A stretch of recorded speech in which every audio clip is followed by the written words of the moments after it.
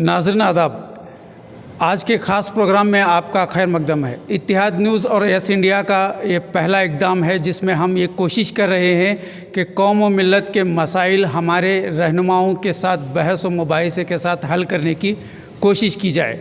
इस वक्त एक अहम मसला ये है कि आम तौर पर मुसलमानों में सियासी फुक़दान और सियासी पार्टियों का फुक़दान हमेशा इस बात की शिकायत रही है।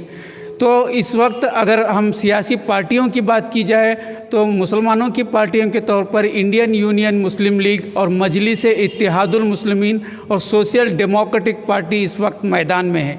लेकिन इसके बावजूद मुसलमान दीगर पार्टियों में बिखर रहे हैं और दीगर पार्टियों में इनका बिखराव देखा जा रहा है। तो इस बात को लेकर यहाँ गौर व फिक्र करने की ज़रूरत है कि आखिर हमारी मुस्लिम पार्टियां होने के बावजूद मुसलमान दीगर पार्टियों के मोहताज क्यों हैं।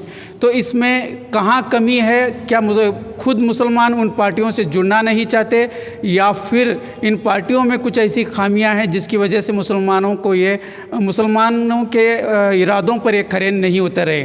तो आइए इस सिलसिले में बात करने के लिए इस वक्त हमारे साथ 3 पार्टियों के ज़िम्मेदारान हैं। इस प्रोग्राम को आगे बढ़ाने के लिए मैं इकबाल जकाती से गुजारिश करता हूँ कि वो यहाँ से इस बहस का आगाज़ करें। बहुत बहुत शुक्रिया शरीफ भाई। जैसा कि उन्होंने कहा कि यकीनन जिस तरह से मुस्लिम समाज एक दौराहे पर नज़र आता है, मुसलमान उम्मीद की नज़र से अपने कायदों की तरफ, क़यादत की तरफ देखता तो है, लेकिन कहीं तो भी कमियां खामियां नज़र आती है।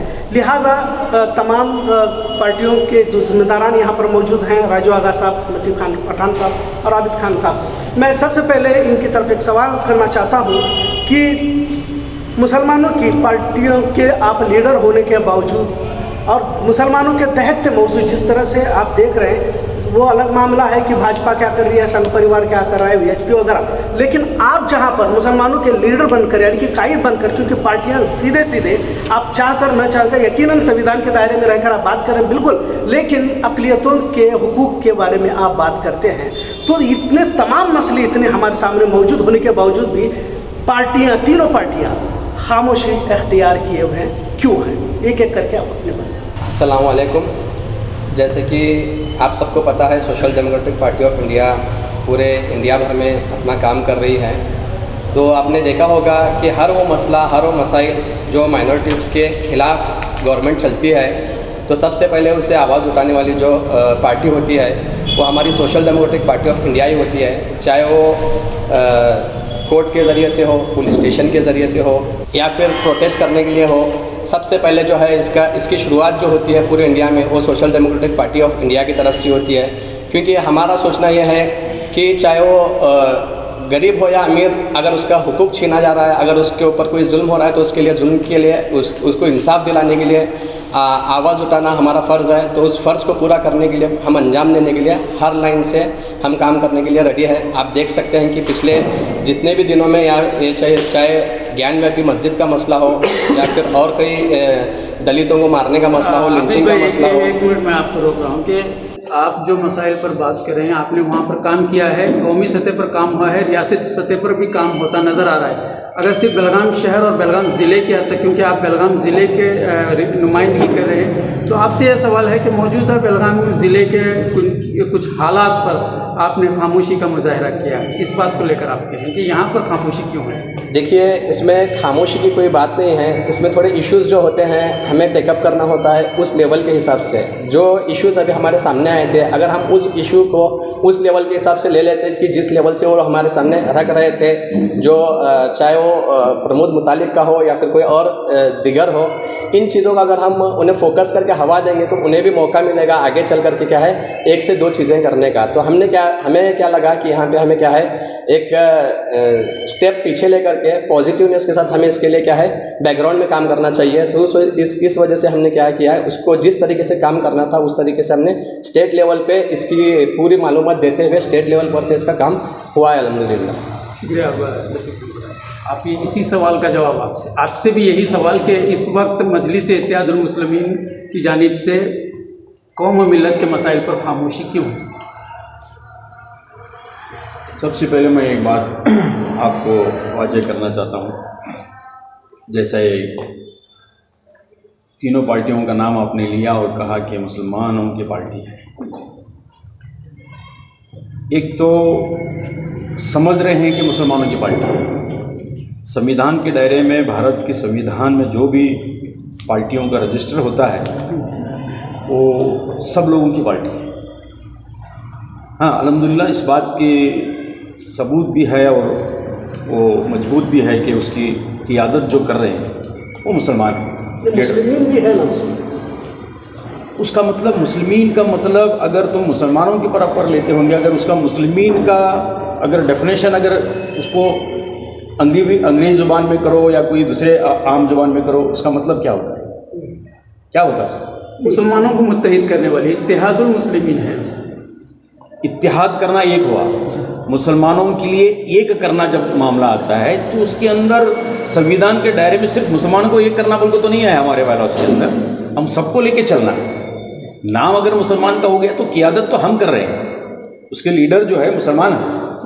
उसका मतलब ये नहीं कि उत्तर प्रदेश, बिहार, इधर जितने भी जो हमारे जो पार्टी के जो लीडर हैं मजबूत के साथ में, वो गैर मुसलमान भी हैं। तमाम मज़ाहिब के लोग आपके साथ जुड़े हुए हैं, ये इस बात को हम मानते हैं, लेकिन इसमें कहीं ना कहीं ये मुसलमानों की ही पार्टी होने का लेबल तीनों पार्टियों पर है। इस बात का इनकार आप नहीं कर सकते।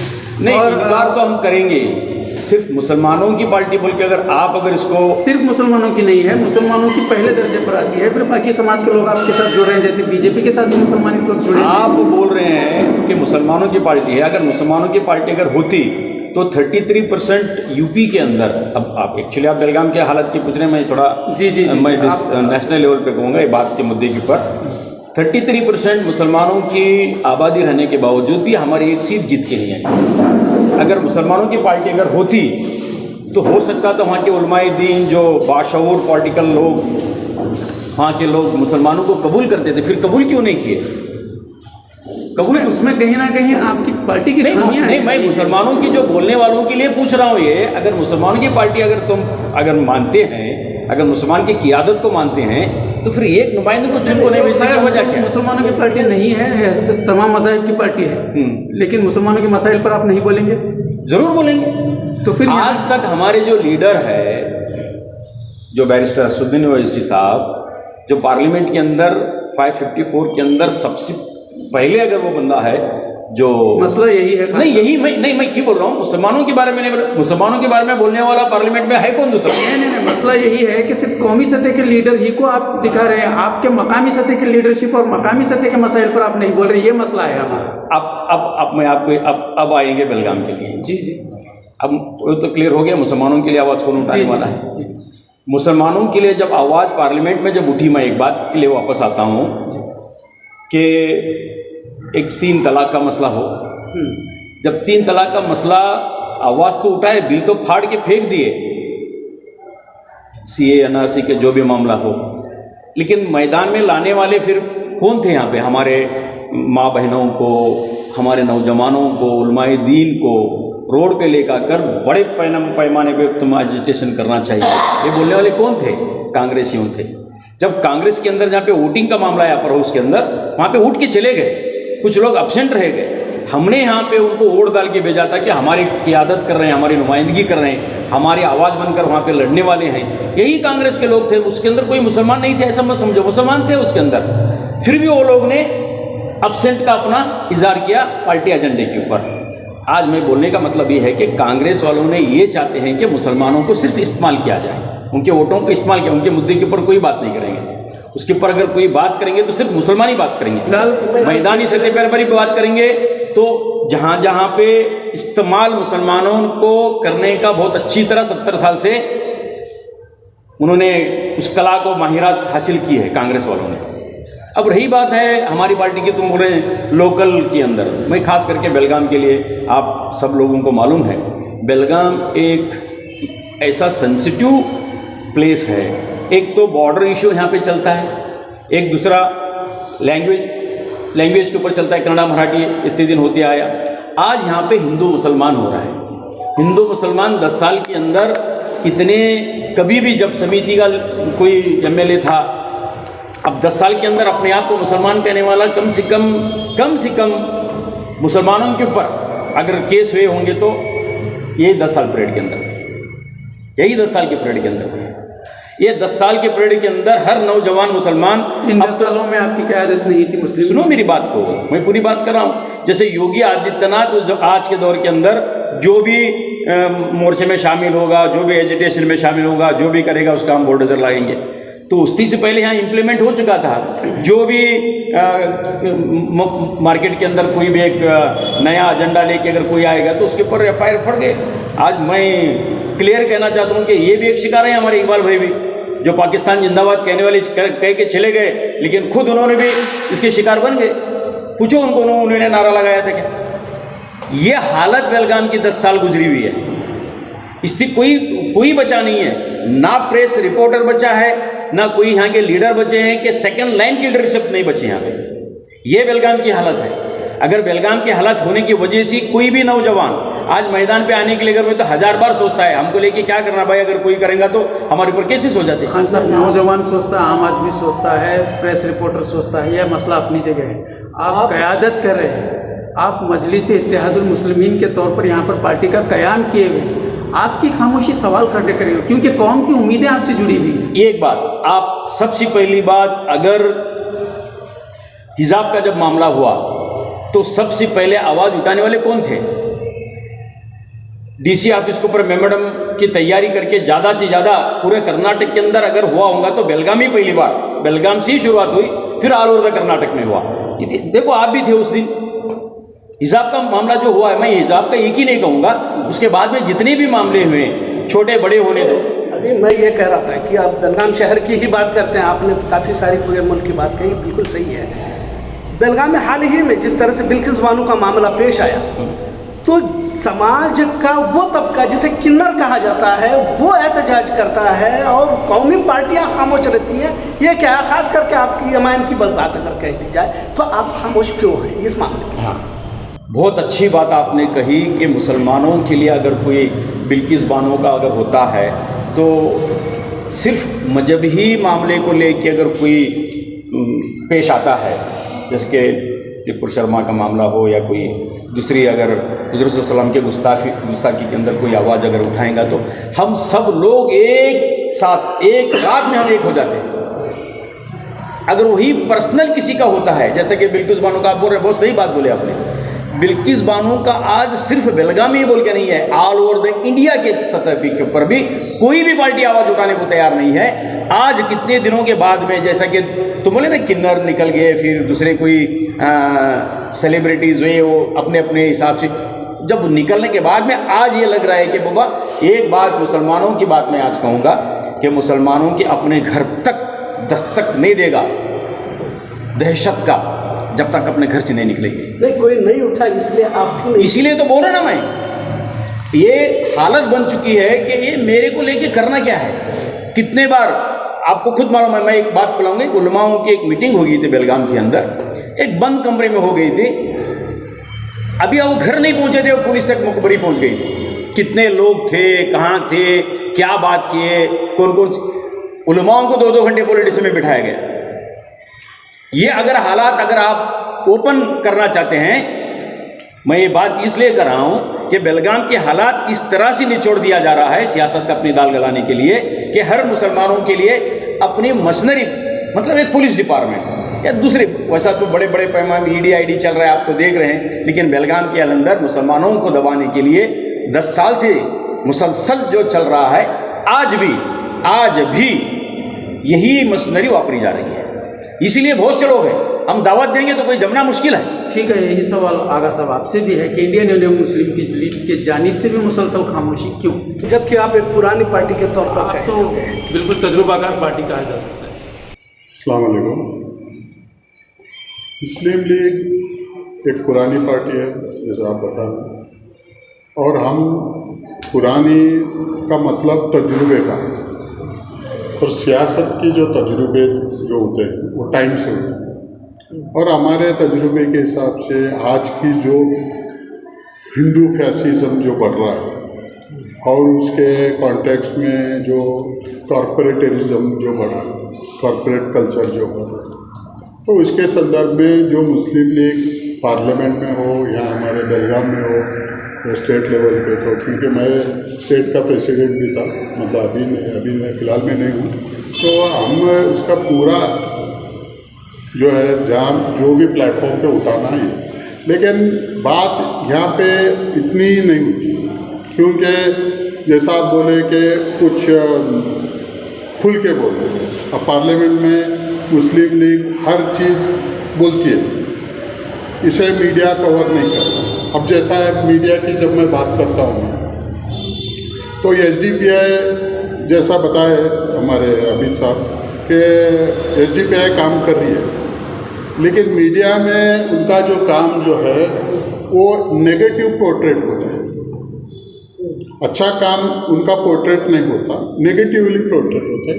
उनको जैसा अलकायदा से भी जोड़ते हैं, कभी इस्ती से भी जोड़ते हैं, तो मुस्लिम लीग का काम मीडिया में नहीं आता।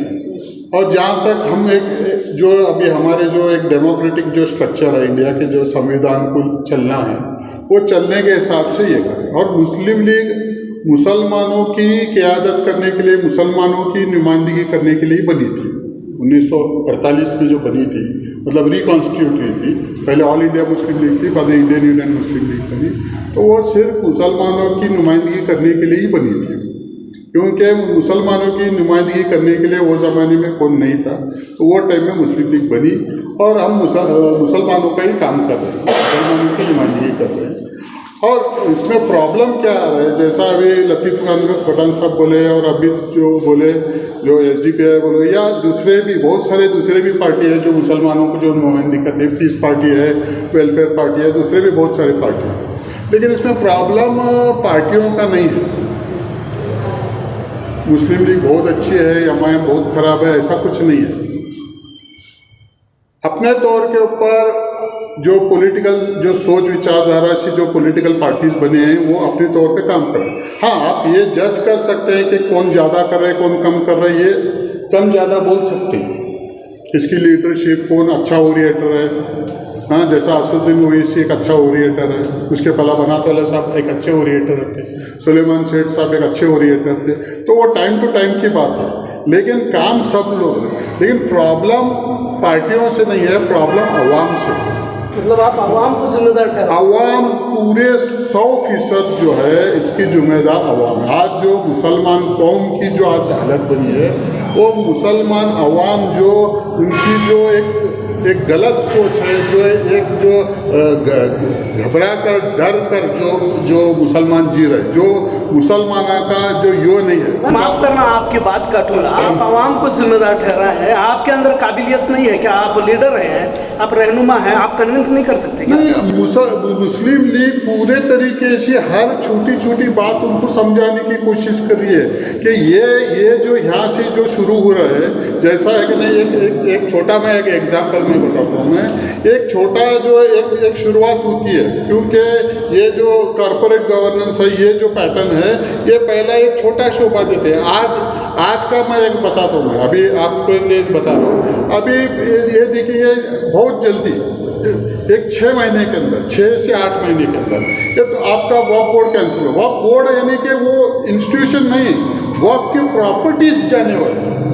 तो ये चीज़ जब शुरुआत में जब होती है, मैं जो बोला ना कि मुस्लिम लीग एक तजुर्बेकार पार्टी है, अपने तजुर्बे से हम आने वाले चीज़ों का आगे दूरअंदेशी देख के, फार साइटेडनेस देख के हम लेकिन आवाम को बताते हैं, लेकिन आवाम समझने को तैयार नहीं। आवाम कांग्रेस को एक अपना एक माबूद समझ के, तो हम क्या करें? आगा सा मसला ये है कि कांग्रेस से तो मुसलमान आज़ादी से लेकर अब तक जुड़े हुए ही हैं और आइंदा भी जुड़े हुए रहने वाले हैं, लेकिन इतने लंबे अरसे में कांग्रेस का दामन छुड़ाकर मुस्लिम लीग की तरफ आवाम को लाने में आप नाकाम कैसे रहे? नहीं, हम देखिए, बात वही है। कोई भी पॉलिटिकल पार्टी, मैं बताता हूँ, कोई भी पॉलिटिकल पार्टी आवाम से चलती है, वोट बैंक से चलती है। और जो वोट जो देने वाला है, जो खुद अपने बारे में, खुद के बारे में कुछ अच्छा सोचने के लिए तैयार नहीं, मुसलमान खुद अपने बारे में अच्छा सोचने के लिए तैयार नहीं। आज ये सब ये कम्युनल इश्यूज आए, आज ये पिछले 10-15 बरस में कम्युनल इश्यूज आए, और बीजेपी का वजूद ही 20-25-92 के बाद में बीजेपी का वजूद, उसके पहला बीजेपी को कोई पहचानता भी नहीं था। लेकिन उसके पहला जो है एजुकेशन के बारे में है, उसके पहला जो है सर्विसेज के बारे में है। इसके बारे में मुस्लिम लीग खुल के बोलती थी, लेकिन आवाम अपने सर्विसेज के बारे में, अपने एजुकेशन के बारे में आवाम कभी सोचती नहीं थी। तो आपके सोच के काबिल आवाम नहीं है ऐसा करना? नहीं, हमारे सोच के काबिल नहीं है। हम जो भी है, देखो हम किसी को ब्लेम करना नहीं चाहते। हम जो है एक हमारा as a Muslim League, as a leader, जो भी हम अपने आप को समझेंगे, तो हमारा काम क्या है? एक डॉक्टर है, वो डॉक्टर का काम क्या है? एक बीमारी को जब वो पेशेंट उसके पास जाएंगे तो उसके पास उसको दवाई देंगे। पिछले कई सालों से आप समझे कि नहीं? अब वो पेशेंट अभी जबरदस्ती से वो बीमार पड़ना चाहते हैं तो हम क्या कर सकते हैं? आगा साहब, पिछले कई सालों से आपने कोई इलेक्शन पार्टिसिपेट किया मुस्लिम लीग की जाती? बिल्कुल करें, बिल्कुल करें। कॉर्पोरेशन इलेक्शन में इस बार कॉर्पोरेशन इलेक्शन में भी हम कॉन्टेस्ट करें, हमारे को वोट कम आए एकदम ना, और उसके पहला भी ये करें। अब ये 2018 का इलेक्शन हम कॉन्टेस्ट नहीं करें स्टेट लेवल पर, असेंबली इलेक्शन। इसकी वजह ये है कि उलमाए दीन हमारे जो है एक हरबा बना के रखे पूरे स्टेट में कि सिर्फ और सिर्फ कांग्रेस को वोट देना। अगर जो मुसलमान कांग्रेस को वोट नहीं देता, यहाँ तक कि जनता दल को भी वोट देना एक बहुत बड़ा गुनाह कबीरा है, और वो गुनाह कबीरे से बचना है तो सिर्फ कांग्रेस को वोट दो। ये लास्ट में क्या हुआ कि जनता दल के पैर पकड़ के कांग्रेस जाके जनता दल के पैरों में सो के बाद में एक सरकार बनी जो वो भी टूट गई। नहीं, आपको वोट देना नेकी है, आप कन्विंस क्यों नहीं कर पाए? नहीं, देखो वो आज का जो भी इलेक्शन है, आज का मतलब आज का नहीं है, जो आज़ादी के बाद में जो इलेक्शन ट्रेंड चला, वोट जो है नोट से आता है, वोट जो है नोट से आता है। ये हमारा एक हमारे डीएनए में आ गया, पूरे इंडिया के लोगों के डीएनए में। इसमें हिंदू मुस्लिम इसमें कुछ भेदभाव नहीं है, इसके अंदर पूरे हमारे इंडियन कल्चर में आ गया है कि नोट से अफोर्ड नहीं कर सकते। हाँ, इलेक्शन अफोर्ड कर नहीं सकते। हाँ, मेरा पार्टी नहीं कर सकती, क्योंकि हम ईमानदारी से भी काम करना, बेईमानी भी नहीं करना। तो खैर इलेक्शन अपनी जगह, उसके अलावा सोशल वर्क के हवाले से मैं वही बोल रहा हूँ कि सोशल वर्क के हवाले से भी हम कर रहे हैं, जितना हमारी ताकत है वो हिसाब से हम एक सोशल वर्क कर रहे हैं। जितने मुद्दे उठाना है वो पूरे उठा रहे हैं, ज़बरदस्ती से उठा रहे हैं। और जैसा लतीफ़ पठान साहब बोले कि उठाने के बाद में पुलिस केसेस भी हमारे ऊपर पुलिस केसेस भी है, और हम एक नई जेल को भी जाके एक सवाल तीनों पार्टियों को, जैसा कि सभी जानते हैं कि हुबली के ईदगाह मैदान में गणपति को बिठाया गया था, जबकि वो अंजुमन की 100 साल पुरानी एक जगह थी। इस पर आप लोग खामोश रहे तीनों, इसकी वजह क्या? नहीं, हम खामोश नहीं रहे। मैंने दिग्विजय को भी अपना स्टेटमेंट दिया हूँ शायद, और इंडिया टुडे को भी दिया हूँ। ईदगाह मैदान का जो मसला है उसकी अगर आपको 1992 का अगर कोर्ट का ऑर्डर पढ़ाएंगे तो मालूम पड़ेगा, वो ऑलरेडी लैंड कारपोरेशन के बोल के डिक्लेयर हो गया है। और सुप्रीम कोर्ट के अंदर हाई कोर्ट का ऑर्डर से हुआ है कि हाई कोर्ट का ऑर्डर कि 2 बार वहाँ पे ईद की नमाज अदा की जाएगी और 2 बार जो है तिरंगा को लहराया जाएगा। वो क्लियर ऑर्डर होने के बावजूद भी देखो, एक बात मैं आपको बताता हूँ कि खामोशी का इजहार जो है एक कानूनी लड़ाई, वहाँ पर आज बीजेपी की सत्ता है कारपोरेशन में, हमारी 3 नुमाइंदे हमारे पार्टी से भी हैं वहाँ पर। आपको अगर मैं उस बात के लिए ईदगाह मैदान को इस हासिल करने के लिए गवर्नमेंट ने अपनी मशीनरी का काम कैसा लिया, मैं आपको बताऊंगा हुबली के लिए। आप हुबली की बात छेड़े, एक्चुअली बेलगाम के लिए डिस्कस करना है तो आप हुबली की बात छेड़े। जब हनुमान जयंती थी, जब उनकी रैली निकली मस्जिद के ऊपर, वो लेज़र का एक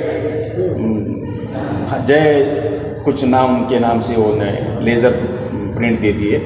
फिर नेक्स्ट 2 दिन के बाद एक कोई पोस्ट करता है हिरेमठ नाम वाला, जब जाके बहुत बड़े पैमाने पर रमज़ान के अंदर वेजिटेशन होता है उसको गिरफ्तारी करने के लिए, फिर जाके हमारे एमआईएम के कुछ लोग उसको कंप्लेंट लिखाते हैं। जब बहुत बड़े पैमाने पे लोगों का जमावड़ा जम जाता है तरावी की नमाज के बाद, 157 लोगों के ऊपर केस होता है, और वो भी केस सादा नहीं होता, यूएपीए लगाया जाता है। आज उसके लिए स्पेशल कोर्ट के अंदर ऑलरेडी बेंगलुरु को शिफ्ट किया गया है, 7 लोगों की जामीन हुई है, बाकी के लोग आज भी 8 महीने केस में अटके हुए। आपको क्या बताता है कि स्थिति से पहले वन बाय वन जैसा 3 तलाक का हुआ, हिजाब का हुआ, ये व्यापार जो मुसलमानों के साथ में व्यापार नहीं करना चाहिए, फिर ऐसी बहुत सी चीज़ों का, मस्जिदों का मामला हुआ, ज्ञानव्यापी, ये ऐसी चीज़ों का बार बार ये होना आरएसएस और बीजेपी का एजेंडा है। हमारे मुसलमान लोग नहीं समझ रहे। मैं नहीं समझ रही अगर बोलूँगा तो समझदार भी हैं तो खामोश बैठे। और एक बात बोलूँगा, और खामोश बैठना हिकमत अमली समझकर बुज़दिली कर रही, मैं समझता हूँ। भले मेरे पर कितने भी आरोप लगाने तो कोई बात नहीं है, सच्चाई है, बोलना हमारा काम है। अगर मेरी बात सामने वाले को बुरी लगती होगी तो लगने तो कोई बात नहीं, लेकिन सच्चाई है। ये एजेंडा उन्होंने आज इसके ऊपर इस्तेमाल किया। एक भी मुसलमान बाहर निकलने को तैयार नहीं, क्योंकि एक सामने रखा हुआ प्रैक्टिकल, अगर तुमने कुछ करेंगे तो देखो हम इन लोगों को जेल में डाला हुआ है। बेकसूर है वो लोग, सब लोग। अगर मैं बोलूँगा बेकसूर, तो बेकसूर अगर होते हैं तो उनके नारे हैं थोड़े लोग जो जज्बात की लेके जो नारे किए हुए हैं वहाँ पे, वो नारे को कोट कर रहे हैं। अगर मैं बोलूँगा तो नारे को कोट करने वाले भी वो कोई पार्टी के जिम्मेदार हैं। अगर मैं कहूँगा, अगर एक बहुत बड़ा आरोप का मामला आता है, हमारे भी कुछ लोग, मीर सादिक आज भी जिंदा है, बड़े बड़े रियासतें ख़त्म हुए, कुछ नहीं ज्यादा, ऐसे बड़ी तादाद में उन लोगों से ये नारों को लगाया गया और मुसलमानों को बदनाम किया गया। आज वही टारगेट कर रहे हैं। मैं ये नहीं कहूँगा आने वाले वो जज्बाती नहीं थे, जज्बाती थे, फिक्र के लिए आए थे। उनकी ताकत तोड़ने के लिए हमारे से ही अंदर रहने वाले कुछ लोग, आज मैं अगर बोलूँगा तो नशे में जो लत-पुत हैं, जो कुछ पैसों के लिए काम करते हैं, वही लोग नारेबाजी किए। और उनके आज लोगों की 150 लोगों की जामीन नहीं है। एक जामीन करने के लिए भी अगर जाएंगे तो कोई आज वहाँ पे आगे बढ़ के आने के लिए तैयार नहीं। इसकी वजह यही है कि हुबली का मसला होने के बावजूद भी उन्होंने कमेटी बनाई, कमेटी में पास किया, हमारी पार्टी की तरफ से अगेंस्ट भी दिए। फर्स्ट कोई दिया नहीं था हुबली के मामले को लेकर, वहाँ के हमारे ही पार्टी के लोग। मैं ऐसा नहीं कहूँगा हमारी पार्टी आगे मुसलमानों को लिए इतना दबाया जा रहा है कि अगर कोई अगर आके अगर देखो, वहाँ पे लीडर गाड़ी के ऊपर चढ़ाने वाली भी पुलिस थी, वो कोई है खिदमत करता है, उन्होंने साफा पेटा बना, उसको मौलाना बना दिए। फिर बाद में रज़ा अकेडमी का बहुत बड़ा एक एक्टिव मेंबर बना दे, कलपीट पे लेकर के रज़ा अकेडमी को ठहरा कर दे। ऐसी चीज़ों को पपकोड़ा, यही आपका बोल को आपका ही मीडिया नहीं, मीडिया ही है। मीडिया ही ऐसा पपकोड़ा कर दिया कि बहुत बड़ा हादसा हुबली में हो गया है। फिर आज नचीदा ये है, पहला दबाओ। इसीलिए मैं क्या होता हूँ, हिकमत का अगर काम करना है तो नारेबाजी नहीं है, बैठो, एजेंडा बनाओ, फैसला करो। मुसलमानों का भी फैसला करने का वक्त है।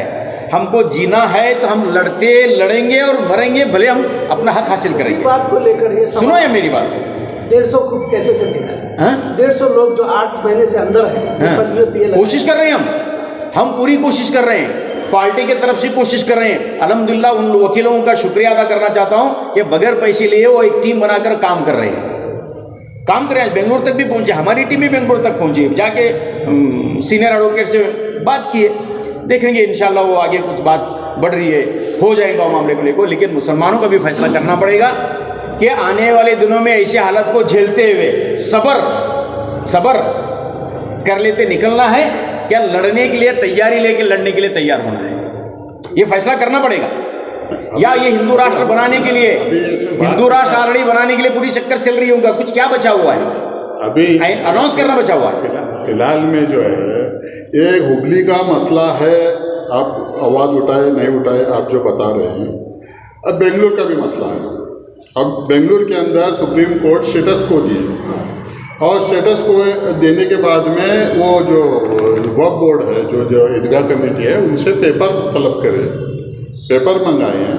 और वो पेपर के बाद में अगले साल, ये साल नहीं था अगले साल, तो वहाँ पे ये हरकतों नहीं होगी गणपति ये हरकतों नहीं। बात क्या है कि बात ये जो है अभी जो हम लड़ाई की जो बात कर रहे हैं, पॉलिटिकली इंडिया के अंदर अभी पॉलिटिक्स ख़त्म हो गई। अगर हम इलेक्ट्रल पॉलिटिक्स की बात कर रहे हैं तो इलेक्ट्रिकल एक हमारा नुमाइंदा जाएगा, असेंबली में बैठेगा, पार्लियामेंट में बैठेगा, कॉरपोरेशन में बैठेगा और कुछ करेगा, क्योंकि इनका ये मेजॉरिटिज्म जो आया, एक सिंगल पार्टी सिस्टम आया। इसके पहला भी 77 के पहला भी, इमरजेंसी के पहला भी इंडिया सिंगल पार्टी सिस्टम था कांग्रेस के अंदर।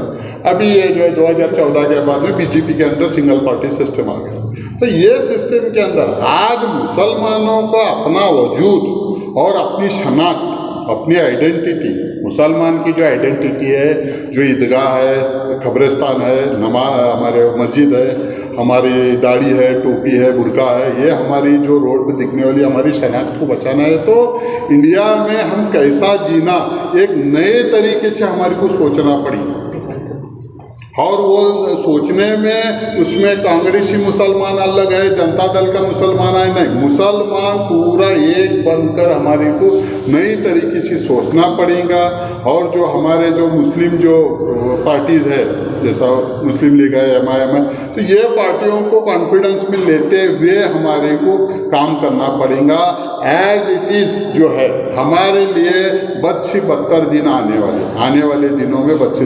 और जहाँ तक हमारा आवाज़ उठाने का सवाल है, जैसा मैं बोल रहा हूँ कि SDPI अच्छा काम कर रही है, मुस्लिम लीग अच्छा काम कर रही है, MIM अच्छा, मीडिया तो कवर नहीं करता। हमारा जो भी नेगेटिव है वो मीडिया में हाईलाइट है। SDPI का अच्छा काम कहाँ भी मीडिया में नहीं आता, मुस्लिम लीग का अच्छा काम कहाँ भी मीडिया में नहीं आता, MIM का अच्छा काम कहाँ भी अच्छा नहीं। उनके बहुत सारे एक नए चैरिटी वर्क है, बहुत सारे एक नए गरीबों की खिदमत है। मुस्लिम लीग भी बहुत सारे घर बना के दिए, वो बहुत सारे हैं, लेकिन ये काम ही पोर्ट्रेट नहीं होता। खैर आगा साहब, ये सारी चीज़ें तो अपनी जगह हैं। आपने जैसे कहा कि मीडिया कवरेज नहीं दे रही है, आपके काम हो रहे हैं, खैर, लेकिन मसला यही है कि कौमी सतह और रियासती सतह पर काम होता है, लेकिन जहाँ पर ज़मीनी सतह पर अगर सिर्फ हमारे ज़िले की या हमारे शहर की बात करें तो उसका फुकदान है या कमी महसूस की जा रही है। लेकिन एक प्लेटफॉर्म पर लाने के लिए कौम को मुत्तहिद करने की बातें और नारे एक ज़माने से लगते रहे। एक प्लेटफॉर्म पर अगर कौम को लाना है तो उलमा का इसमें रोल कहाँ तक रहेगा, और आपके पास क्या इसी मनसूबाबंदी है इसको लेकर? मैं एक आपका जवाब जो है मैं एकदम छोटे में मैं जवाब देना चाहता हूँ, इसे लंबा खींचने का कुछ मतलब नहीं है। इसका जवाब ये है कि आज हम एक मेमोरेंडम जाके दिए, मुस्लिम लीग मेमोरेंडम देती है, MIM मेमोरेंडम देती है, और 2, 4, 5 आदमी MIM के, 2, 4, 5 आदमी मुस्लिम लीग के जाके एजिटेशन करते हैं। इससे कुछ होने वाला नहीं है, क्योंकि ये जो मेजॉरिटीज़म जो आया है इसके अंदर 5 आदमी 2 आदमी का क्या 5 आदमी 2 आदमी का तो कुछ होने वाला नहीं। इसके अंदर पूरे आवाम, उसमें चाहे उलमा की क़यादत में हो या मुस्लिम लीग या पॉलिटिकल पार्टी की क़यादत में हो, पूरे आवाम को रोड पे आना पड़ेगा। 5 आदमी 10 आदमी से कुछ होने वाला नहीं है, क्योंकि ये मसला आज ये जो मसला था ये मुस्लिम लीग पिछले 70 बरस पहले बोली, 50 बरस पहले बोली, लेकिन लोग समझे नहीं। लेकिन आज नहीं समझने की जो कीमत आज हमारे को चुकाना पड़ रहा है, पूरे आज ICA NRC के अंदर देखे हमारे जो गोशा नशीन हमारे बहनें, हमारे औरतें वो रोड पे आ गए।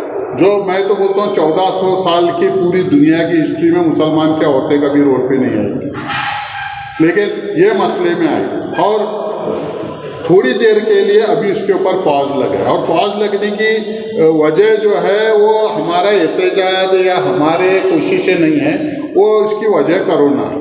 ये अमित शाह का होम मिनिस्टर का स्टेटमेंट है, ये किसी का खैर एक मिनट, आबिद भाई से मेरा ये सवाल है कि SDPI और SDPI की जानिब से बात की जाए तो SDPI की एक बड़े कैडर बेस्ड पार्टी के तौर पर भी जाना जाता है, इनके मेंबर्स भी हैं, कैडर्स भी हैं। बेलगाम ज़िले में तालुका सतह पर भी आपकी पार्टी काम कर रही है। इस बात को लेकर प्रोपेगेंडा है, लेकिन कहाँ तक सच है वो आप बेहतर जानते हैं और बता सकते हैं। लेकिन सवाल ये है कि आप पब्लिक इश्यूज़ पर काम क्यों नहीं करें? इस वक्त अगर MIM जितनी जिम्मेदार है, आप भी उतनी ज़्यादा जिम्मेदार है। मुस्लिम लीग बहुत दिनों से उनका एक सतह है वो उस पर चल रहे हैं, आप ज़्यादा जिम्मेदार। तो आपसे यह सवाल बनता है कि आप ज़मीनी सतह पर कौमी मसाइल पर कितना काम कर रहे हैं? देखिए, सबसे पहली बात तो जो भी इश्यूज़ आते हैं हम उस इशू को उठाकर आपके सामने रखते हैं, आवाम के सामने रखते हैं कि ये इशू है। इसमें जितना आवाम साथ देंगी उतना उसका क्या है रिज़ल्ट भी बाहर आएगा।